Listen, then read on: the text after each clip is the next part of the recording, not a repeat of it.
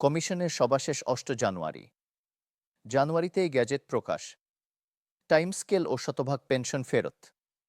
২৬ জানুয়ারি থেকে বাস্তবায়ন শুরু। আসসালামু আলাইকুম সুপ্রিয় দর্শক, ভিডিও শুরুতেই সরকারি চাকরিজীবী মহোদয়গণ চ্যানেলটি সাবস্ক্রাইব করে রাখুন নবম পে স্কেলের আপডেট সবার আগে পেতে।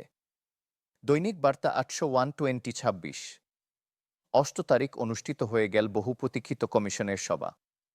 এই সভাকে ঘিরে সরকারি চাকরিজীবীদের মধ্যে ছিল ব্যাপক আগ্রহ ও প্রত্যাশা। দীর্ঘদিন ধরে যে বিষয়গুলো নিয়ে আলোচনা চলছিল তার একটি সুস্পষ্ট দিক নির্দেশনা এই সভার মাধ্যমে পাওয়া গেছে। কমিশনের সদস্যরা বেতন কাঠামো, টাইম স্কেল এবং পেনশন ব্যবস্থার নানা দিক নিয়ে বিস্তারিত আলোচনা করেন। সভা শেষে জানানো হয় সিদ্ধান্তগুলো চূড়ান্ত রূপ পাবে চলতি জানুয়ারি মাসেই। ফলে চাকরিজীবীদের অপেক্ষার অবসান ঘটতে যাচ্ছে বলেই মনে করছেন সংশ্লিষ্টরা। সভা শেষে সবচেয়ে গুরুত্বপূর্ণ যে তথ্যটি সামনে এসেছে তা হল জানুয়ারিতেই গ্যাজেট প্রকাশের প্রস্তুতি। অর্থাৎ কমিশনের সুপারিশ আর কার্যে সীমাবদ্ধ থাকবে না, বরং আইনি ও প্রশাসনিক স্বীকৃতি পেতে যাচ্ছে। গ্যাজেট প্রকাশের মাধ্যমে নতুন সিদ্ধান্তগুলো কার্যকর করার পথ খুলে যাবে। সংশ্লিষ্ট মন্ত্রণালী সূত্র বলছে গ্যাজেট প্রকাশের প্রক্রিয়া ইতোমধ্যে শুরু হয়েছে। সবকিছু ঠিক থাকলে জানুয়ারির মধ্যেই এটি প্রকাশ করা হবে। এতে করে বাস্তবায়ন নিয়ে আর কোনো অনিশ্চয়তা থাকবে না।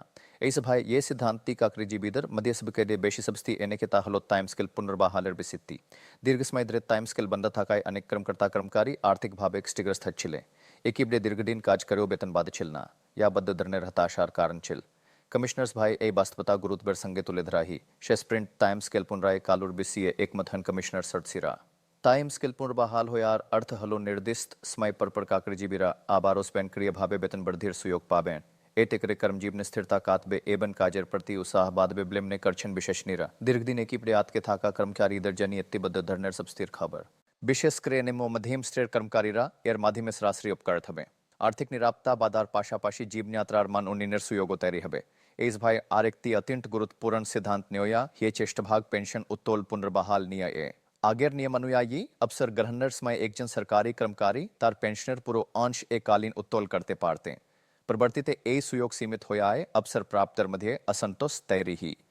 কমিশনার সভায় সেই বিসিতি পুনরায় আলোচনায় আসে। অবশেষে ষ্ঠভাগ পেনশন উত্তোলনের সুযোগ ফিরিয়ে আনার বিষয়ে সম্মতি দেওয়া হয়েছে। ষ্ঠভাগ পেনশন উত্তোলন পুনর্বহাল হওয়ার ফলে অবসরপ্রাপ্ত কর্মচারীরা এককালীন বৃদ্ধি অঙ্কের অর্থ হাতে পাবেন। এতে করে তারা চিকিৎসা, বাসস্থান বা পারিবারিক প্রয়োজন মেটাতে সক্ষম হবেন।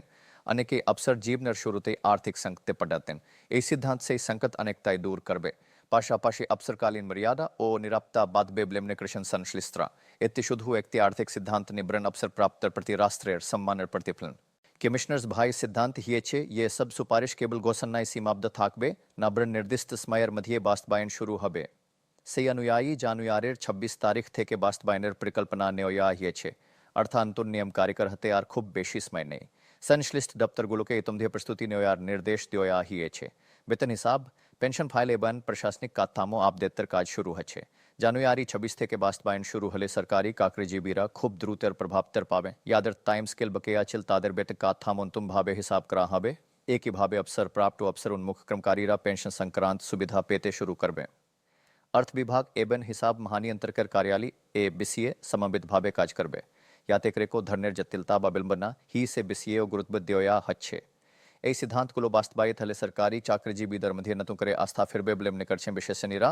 দীর্ঘদিন ধরে নানা অনিশ্চয়তা ও গুজবের কারণে ক্রম পরিবেশে হতাশা তৈরি হয়েছিল। কমিশনার্স ভাসি অনিশ্চিতার অনেকটাই দূর করেছে।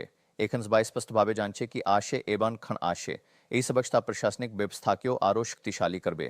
अनेकर प्रश्नशील এই সিদ্ধান্তগুলো আদৌ কার্যকর হবে কিনা।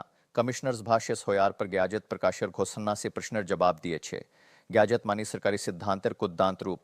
एक बार গ্যাজেট প্রকাশ হলে সেটি বাস্তবায়ন করা বাধ্যতামূলক হয়ে যায়। ফলে চাকরিজীবীরা এখন অনেকটাই নিশ্চিত হতে পারছেন এই সিদ্ধান্তগুলো আর পিছিয়ে যাবে না। এই সিদ্ধান্ত বাস্তবায়নের ফলে প্রশাসনের ভেতরে দীর্ঘদিনের জমে থাকা অসন্তোষ অনেকটাই প্রশমিত হবে বলে ধারণা করা হচ্ছে।